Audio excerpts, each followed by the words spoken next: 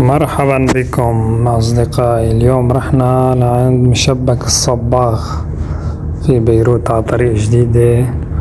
شوفوا كيف عم بيظبط العوامات الطيبين، ويلا بينا نتابع الطريقة.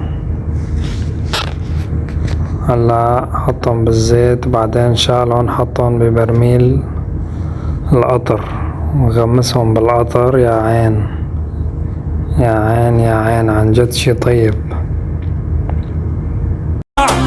بخدودها الدافة والمشكلة شما بيسيت تغريني بالشفة. كل الجمال انجمع بعيونها الحلوة يروح لها في دول. هون بلش تحضير العجينة وبيحط بالزيت وبيشبكها هيك بشكل دوائر وبيحرك على غاز عالية، نار عالية جدا. هون المعلم عم بيظبط اللقيمات طيبين، وهون المعلم على الغاز مشبك على غاز عالية ونار عالية جدا، وهو مقلبها للتاني ميلة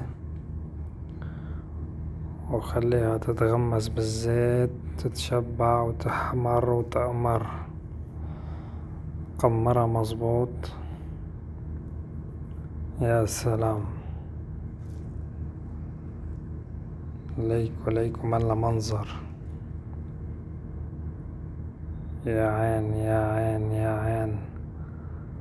هلا اجا الوقت يا معلم، صار احمر تقريبا، صار وقت يطلعها ويغمزها ببرميل القطر. يا سلام، يغمزها بالقطر وخليها تتسبح وتتشبع، تشيلها وتحطها. ويا عين واضرب يا معلم. صباح الصباح فتح يا عليم، والجيب ما فيه شي ولا مليم، بس المزاج رايق وسليم، باب الامل بابك يا رحيم. الصبر طيب عاد ويغير الأحوال، يلي معاك المال برضو الفقير له رب كريم. الحلوة دي قامت تعجن في البدرية واديك